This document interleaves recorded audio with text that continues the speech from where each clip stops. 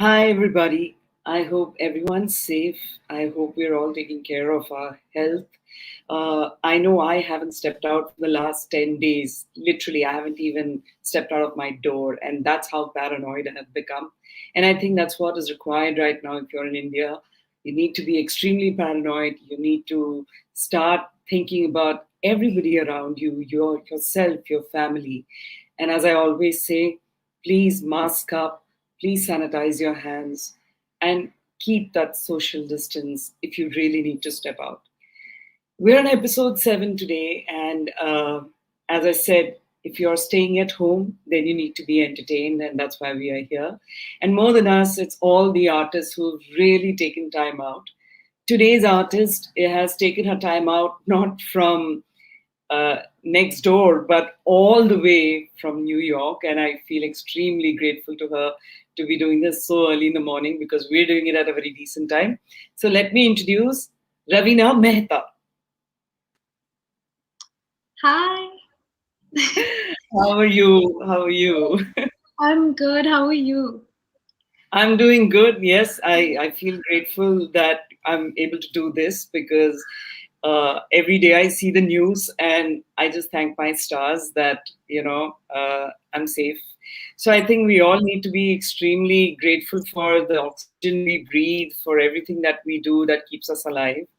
Yeah. Um and I have to thank you, you and other artists who have been so actively, going about doing everything that they do on a normal day, which is their music. And I think that's what keeps us also active. Uh, how has it been for you, Ravina? Thank you so much. Thank you, firstly, for the lovely introduction. It's been honestly, I'm doing well. I'm currently in New York, so I left Bombay at a time when everything was open in Bombay, and but the thing is that I feel like home is home at the end of the day, and when you see your loved ones and you can't almost enjoy the freedoms that you have when you know that the people at home are obviously restricted and constrained and also just having a really really tough time right now. So it's yeah, it's definitely, it's difficult to see the other side of the world home going through such a tough time. Yeah. Yeah, especially where I think right now, even though we knew when it was the first wave, New York was really badly hit. But Yeah. I'm sure now you're seeing proper movement there, and people are kind of, in a way, going back to the regular routines. Definitely. And when I came here, so I came here in about early Feb. And at that point, the Okay. city was still Okay. completely closed. Restaurants were closed, entertainment was closed, nothing was open. And it's been what, nearly like 3 months now. I've kind of seen the city open up. Right. Um, and that's been really kind of lovely to see and witness as well. But yeah, we're living in some really, really crazy times. Yeah. I'm hoping that when you get back, you get that wave with you into India, and you literally like you said, you saw Mumbai open, and now you're seeing New York opening. So hopefully you'll see Mumbai opening up again. I'm praying for that. Yeah, Yeah. but Ravina, talking about you, you were born in Antwerp, Belgium, right? Yes. And you moved to Mumbai when you were a teenager. Uh, I'm not going to try and guess your age. I'm not going to ask you to give away your age either. But how did it feel coming to Mumbai? I mean, I'm not familiar with how Antwerp as a place was, but what was that experience for you? So yes, I was born in Belgium and in Antwerp, which is a very quaint, very suburban life. It's got a very prominent Jain community over there. So we were part of the community, and it was a very fairy tale like upbringing that I had there. And Yeah. when I moved to India when I moved to Bombay when I was 10 years old in Okay. 2000. So guys, you can do the math. And, uh, and honestly, I think it was a huge culture shock because I used to go to Bombay a lot for whether it was holidays, winter holidays, and things like that. But I think living there, was a completely different thing. But honestly, I think it's one of the greatest things that could have happened to me, and Yeah, that's the only way I see it. Because I think the kind of cultural awareness you get when you're in a place like Bombay, yeah, I think it completely changes the way you see the world, and it right, changes the way I approached my art and my music as well. And right, I think that experience definitely molded me, and had it was one of the most pivotal times of my life. I think, right. yeah. So I, while it was You, different, it was sorry, beautiful. Sorry, yeah. no, no. I was just wondering because, I have family that is based in the US and the kids speak a lot of the Indian languages. Did your parents ever make sure that, you stay connected with the Indian roots and you sing in Hindi? So was Right. that something which was kind of, forced upon you or it came naturally? How was that So upbringing? because I think because there were so many Gujarati Indian people around us as well, and the Right. community is so vast over there that it almost doesn't have to be, I guess, an imposition from your family, but it's almost that it's happening around you, so you kind of Right. adopt those tendencies. And I think Right. that's I think what I realized is that kind of ends up happening with community as a Yeah. concept, because when you're in India, something I found was that. I actually had more of an international experience when I moved to India as opposed to when I was in Belgium, which is really interesting. And I ended up going to the American School of Bombay, and Right. I honestly I just saw just such a drastic change in the way I saw the world, because when I thought of India, I wouldn't have assumed that, especially Yeah. when I was living in Antwerp. So I think one thing that I learned about community as well is that we adhere to the values that we Yes. are sometimes worried might slip away. While Right. in India, those values have obviously like progressed and changed and evolved. So Right. it was quite interesting as an experience. Yeah. So I read that you started learning how you started. I mean, having vocal coaching from the age of 6, and you. How was so? Were you learning Hindustani? Was there Western? And I presume there was a mix of both. So how did that blend happen? So it was a mix of both. I started off doing Hindustani classical, um, Okay. and I think it was also because of the my surroundings and because of the Western influence that I had in my life so early Right. on, that I was always inclined to exploring a lot of Western artists and their sound and the way in which they sang. So I would always Right. take the last 20 minutes of my class, I would beg my teacher and I would be my guru, and I would tell her that, please, can we just do this one song from Titanic? Or can we do I Will Always Love You by Whitney Houston? And those Right. songs I actually ended up merging with a lot of the classical rags that I was learning Right. as well. So Right. it was a lot of fun, yeah. We've spoken so much about your vocal training. It'll be great to hear you sing something. So let's hear your first song. I would love to. So I'm gonna sing my song Aja Mere Naal as my first Okay. one. Okay. Here it goes. Okay.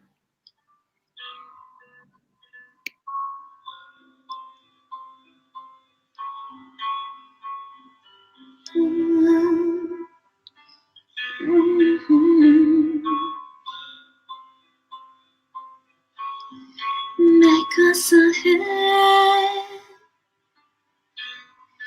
बहका सा है लगता है दिल मेरा दिल ये दिल तेरा सा है मेरी धड़कन को सुन लगे मुझे ऐसा क्यों बता बता दिल में हो मेरे तुम रहना हमेशा यूं सदा सदा तू आजा मेरी नाम सोनिया कर ले तो प्यार सोनिया दूर रहना मुझे तेरे बिना नामुमकिन सा लगे. Thank you. That was Aja Mere Naal. A little quick glimpse into that one. Sorry, I was just getting the feel of it, and so that was really beautiful. Thank Tell me, when you were 12, you released a project called From Deep Within. What was that about? I mean, at the age of 12, to even have a title like From Deep Within sounds very profound. So, what was that all about? Uh, so, um, so from Deep Within was a project that I'd started when I was 10 years old, and this was just about the time that I'd moved to Bombay, and I'd continued my vocal lessons with the same vocal coach in India, and uh, and essentially from Deep Within was it was a combination of 13 songs, out of which one of them was a Sufi Hindi song, and I wouldn't say it was just my efforts. My mom, who continues to be my manager today as well, um, her, my vocal coach, combined, they decided that this experience for Raveena would be one that would really change the way she'll perceive music, her career going forward, and this could be a really interesting thing for her to experience. And both of them really guided me and kind of helped shape that very specific time of my life, which was so beautiful. So From Deep Within was my first album, and Okay. yeah, it was a really brilliant experience. And we shot music videos, and At the age of 12, I being in think front of camera, I mean, how was that experience? It must have been like, were you ready for it? I think the thing is that I was always someone that enjoyed being in front of the camera and very expressive in front of the camera, and loved posing from a very young age. But I think one thing that I definitely found was that going forward after the release of the album, I think more than being ready for it, I think I realized that I hadn't fully developed my sound. And obviously, I was so young. So my sound Right, was evolving, and the way I saw myself was also evolving. Um, right. so that's when I actually decided to take a break from music as well, so that I could, develop more of myself, my own identity, understand what Hmm. I want from music, and then I came back to music after. So That's great. So, yeah, uh, I think we hear about, child actors and then, possibly coming, like taking a break or, starting from when they were children and, right. evolving into their adulthood. Uh, how do you see yourself musically changing? I'm sure when you were 12, it was your vocal guru and, your mother who possibly influenced a lot. Do you see Yes. yourself doing something different now, or is that like a evolution from there? I would say that it's all, I think, part of the evolution. I think back then, obviously, I hadn't developed my sound fully. I didn't understand what I wanted from music, but I was so amazed. And I remember on my last studio session of the album, I was in the car with my mom home, going back home. I had school in the morning early, and I just remember like crying because I was like, I can't have this be the last time I'm in a recording studio. It Right. and I think I think that's when I realized that, while I might not know fully what my sound is, I know that this is something that I want in my life for a long period of time. And I think it's only through experiences you actually realize what you want. I think if you Right. keep yourself in a box and if you keep yourself hidden away from different things, and obviously I was extremely blessed to have had an experience like that, and I have the most supportive parents. Um, but I think that definitely helps you open up your horizon and see the world differently. So No, absolutely. yeah, Okay, there's a lot of echo coming from. Are you getting an echo from me? an echo? Yeah. No. Okay. I don't know. For some reason, it was echoing a lot. Okay. Um, yeah. So the other thing that I also read about you is that you're multilingual and you know a lot of languages. So it'd be interesting if we were to get you to say one sentence in different languages. Like Of if you were to say, "My name is Raveena Mehta," So what are if the different languages you would say it in? if I were to say, my name is Raveena Mehta in Gujarati. So I'm Mm-hmm. Gujarati as well. So I would say Maru naam Raveena hai. Mm-hmm.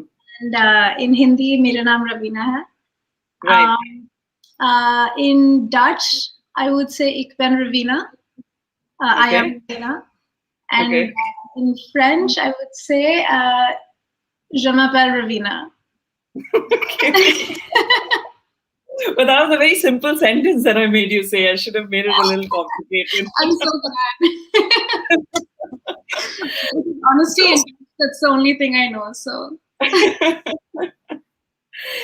so when you sing, I mean, do you also sing in multiple languages, or is that something that you've stuck to Hindi and you're more comfortable there? So I haven't really experienced or explored really singing in multiple different languages. I've done Gujarati here and there. So Okay. like wedding gigs, I've done. I did a Gujarati wedding, and in that I'd sung a Gujarati folk song, which was really beautiful, and I mashed that up with Din Shagnada. So that Okay. was a really cool experience. So I've done Gujarati here and there, but other than that, I've predominantly stuck with Hindi and English. Okay. But I would be very, very open to different languages. I'm learning a little bit of Tamil in my free time as well. I have like some familial roots from Coimbatore, so Okay. just kind of exploring that side of and that dialect as well. So you can't mention that you sing in Gujarati and you don't give us a sample. So let's hear you sing something in Gujarati. Okay. Okay, so there's one song. It's called. I sang this for my sister's. She did a fast and she broke her fast. So it's called "Tu Mane Bhagwan." Okay, so "Tu Mane Bhagwan ek वरदान आपी दे क्या बचे च तू मने त्या स्थान आपी दे." I'm messing up the lyrics a little bit, but just give me 1 second. I'm just gonna get the lyrics up. Yeah. Honestly, I wouldn't know. I don't know Gujarati, so you could sing anything, I'd be like, wow.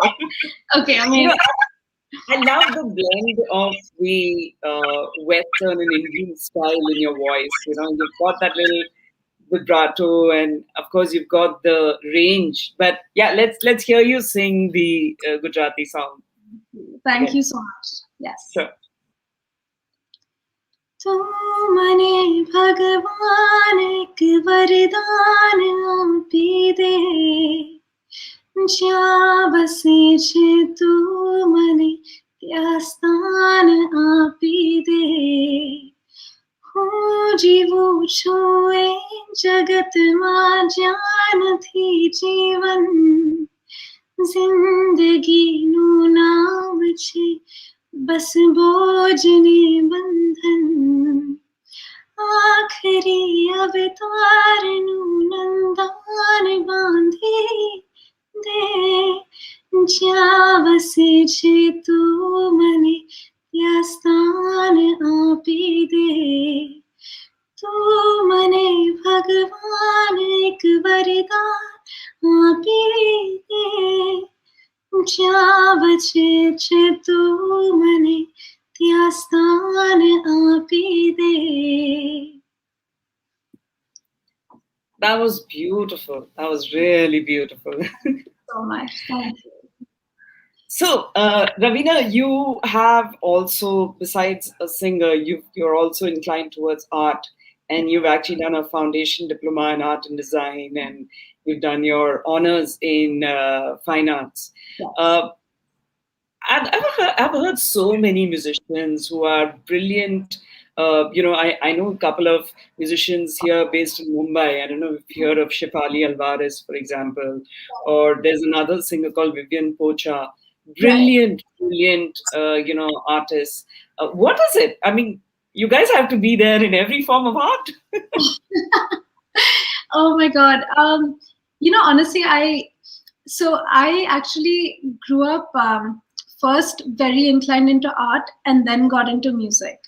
And I think, and I don't know, maybe the other artists and musicians out there would agree that I think in music, for me, creating music is obviously a form of art in itself. So I actually just cap it all at art. It's not even that music is different for me. That's good. And yeah, sorry. No, you're right. It's all form of expression. One is with your hand, and the others, with your voice. So With the voice. definitely. And back in college, when I was at Goldsmiths, I actually merged both of them together. So I used to create a lot of performance art, and in Okay. that I would use sound. I would use my voice as a. So I would. A lot of my work was about colonial structures and the colonial legacies that actually have left such an imprint on India, India's colonial legacy. And what I would do is I would use my voice. I would sing Mere Vatan, built inside a cage, and I was weaving a sari through the cage borders. So things like that were really, I think it changed the way I also approach my music. Right. Nice. So you were going to do one more song for us before we come to Kehna Saku. So we leave that for the last. But Okay. let's hear one more song. Yes. So I'm gonna sing. I'm gonna sing Yade. Yade Okay. was my song with Avitesh Srivastava, and this was actually released around April, so this time last year. And Oh, this was the wow. first song I released after my break from music, so it's a very special one. Sure.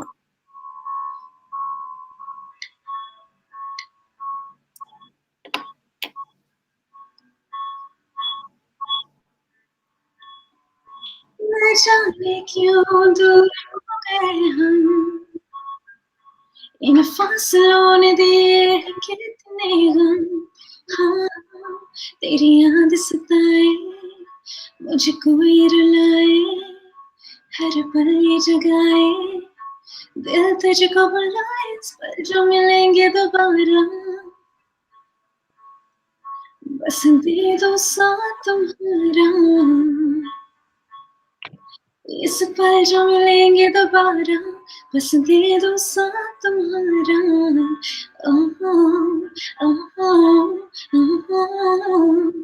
तेरी यादें मुझे बड़ी याद आती है, तेरी यादें मुझे बड़ी याद आती है, तेरी यादें, तेरी यादें, तेरी यादें मुझे बड़ी याद आती है. Thank you. That was a little bit of Yadin. Yeah, that was really sweet. Thank Um, Tell me, Raveena, how has been the live scene for you? Were you doing shows before COVID, or were you more in the studio working on singles? So, just before COVID started, I'd done a show, and Okay, that was also just around the time I was getting back into music. So, okay, so I think I wasn't able to explore as much of the live scenario as I was, say, when I was 12, 13 years old, when I would do it for like conventions, and I sang for a tribute to around when 2611 happened, a tribute the year after for a convention. So things like that, I'd done a lot of when I was younger, and right, just by fact that COVID has been such a prominent part of the last 2 years, it's right, definitely the live aspect of music has been impacted. But in that time, I've learned how to use a lot of software. So I've learned how to use Logic. So I record my own music. I right, and that's been amazing. So all the covers that I post, all the things that I post online as well, I do it myself in my own studio. right. That's just things that I learned during the lockdown. So And yeah. and what do you think about the way, I mean, we saw it started with Chris Martin, doing an Insta, performance, and then there were Right. other artists who followed.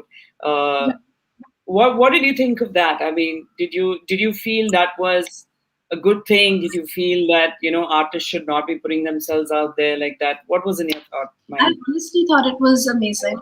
I think I think because we have um, I think because we have social media today, so much. Obviously, sometimes it can be a lot. Most times it can be a lot, especially in the pandemic when there's just so much information coming at you Right. at once. But Right. I think those few moments when you can actually find some solace on social media is probably from interacting with some kind of art and Correct. listening to, say, an artist that you respect and admire doing what they do in their space, in their setting. I think it's a nice thing to share with the Yeah. world. Yeah. No, absolutely. I mean, of course, we when we look at even platforms that a lot of platforms started having live digital concerts, and people could buy tickets and watch. Right. But truth of the matter is, from what we've heard, most of it was non-music related. Right. For some reason, people have this thing that if it's music, they don't have to pay; it should be just for free. Yeah. Um, what do you think of that? I mean, have you as a, of course you're a musician, but before you got into it as a career, Yeah. did you ever think that music should be purchased? What do you think of that part of the business? I think I do think music should be purchased. I Okay. think that I think being able to download it. I know, like back in the day, there were like things like LimeWire and things like that where you can download things illegally. But Right. I think today streaming platforms actually make it a lot easier to access music in a Right. legal way. And I really respect that because that way I think both parties are, it's mutually beneficial to both the artist as well as the, because obviously the artist is earning their bread and butter from what they put out, and Correct. as well as the audiences who can enjoy it, and they're not paying egregious amounts for one song. So it's, Yeah. yeah, so I Yeah. think, yeah. It's an unending debate, actually, where, in fact, just yesterday there was this interesting session that happened with a few industry, professionals, and they were talking about this whole thing of how do you get people to pay, whether it's for music, whether it's for concerts. So yeah, I mean, I think it's a never-ending challenge. And I Um, think that's the thing with art and business, is that yes, most times there's always going to be some sort of conflict when you're merging the two, because because I think art in general is a very pure form of whatever you're creating, but right, but the business angle does help you monetize, does help you elevate your career as an right. artist. So it's important to look into both. You can, And it also helps you to put out more work because yeah, and helps one with has to feed visibility. the other. Exactly. Yeah. Right. Yeah. So you released a song called "Kehna Saku," Right. and the video. Where's the video being shot? The video was shot in London. Okay. So this was actually last year. I'd gone to Okay. London for about a month, and I was working on music over there. And Right. Kenasaku, this was also when London had a lockdown. So Yeah. Kenasaku I recorded entirely from my bedroom. And that to myself, no recording engineer, which was a really big, I guess, step forward for me as well. I hadn't Right. done that before. So that Right. was really special. Yeah. Obviously, you shot the video post the lockdown because I mean there are people when you can see Yeah. Yeah, yeah, shops are open and all yeah. of that. So I shot the video right towards the end of my trip again when the city had opened up. So it was really nice to be able to. Wow. Yeah, We have to hear the song. I So would love to. Yes. So I prepared one of my other songs, which was just the most recent release. But I'd love to sing okay. a bit of Kenna Saku as well. Yes, And please. Yes. after, if there's a little bit time, I'll sing Casanova. Yeah. With We'd love to hear both. Tiger Shroff. Yeah. All Amazing. right. Amazing. कहना सकूं जो सुन ले जरा वो महसूस कर लो एहसास को खामोशियों में बातें छुपी है उन बातों को जरा ढूंढ लो दिल में कुछ ऐसा है छुपा दिल से मैं हूँ कहने लगी इस पर जो मिलेंगे कुछ न कह सकी कह ना सकूं जो सुन ले जरा वो महसूस कर लो एहसास को खामोशियों में बातें छुपी है उन बातों को जरा ढूंढ लो. Thank you. I messed up the lyrics a little bit, but Really doesn't, I mean, didn't even feel it, but very melodic and very, very sweet. thank you. This has been written and composed by you, right? No, actually, this was written and composed by Rahul Jain. So this Okay. was the official female version of Kya Saku, and the original, the official version was Rahul Jain's song. So I'd spoken to him. I met him a couple of years ago at a concert, and we stayed in touch. And he asked me to do the female version.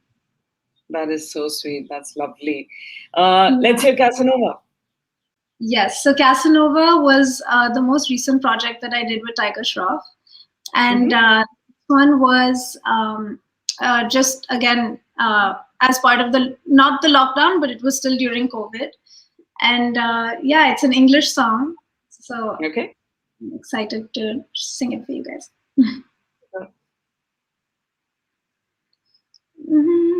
Now, boy, I wanna catch your vibe. Just come on close and make it right. I ain't gonna waste more time. So won't you come on close and hold me tight now, eh? You've been driving me so crazy, but my love ain't gonna be that easy. I got you, baby. I was trying to keep that distance for a while. I thinking about you all the time now. My baby made me realize that I really don't know what it's like. I want you by my side to side, we're running low. Oh yeah, this is baby how it goes. Oh yeah, side to side we're running low. This is baby how it goes. You got me now, yeah, that's for sure. You make me love the chase. I heard you're a Casanova before you met me, boy. Heard you're a Casanova. Got me waiting with no choice. Heard you're a Casanova. My Casanova. My Casanova. My Casanova. Thank you. That was gorgeous. That was really gorgeous. Where's your comfort level, English or Hindi?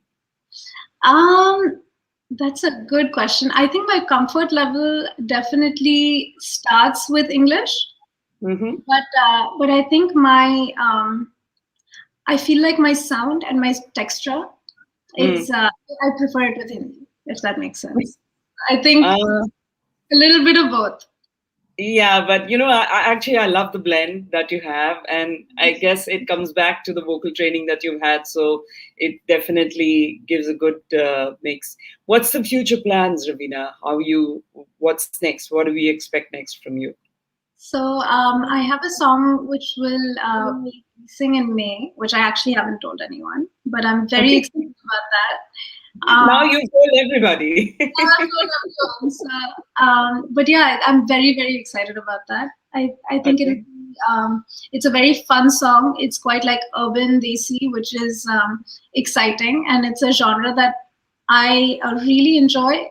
Partly because I can mix my Indian and Western roots together there. Yeah, I'm really excited about that, and I'm very excited to be putting out a lot of independent singles as well this year, which are in the pipeline. So yeah, I'm hoping that everyone's been enjoying the music so far and is excited to come. No, we all need the music because I think that's what's going to keep us going, keep us active and alive. And all thanks to you guys because it's your creativity that at least lets us know that there is life to be led. So sorry if Yes. I sounded a little morbid there, but I think we're all going through the, it's not at all the kind of life that any one of us would have ever imagined And to see your experience. 100%. And I just find that in times like this, it's the music, it's the art, it's kind of like what I said, that sometimes you need a little bit of the therapeutic aspects of life to just help Yeah, you take a pause and just it's not even about appreciating where you are, it's just about taking that pause when you need it.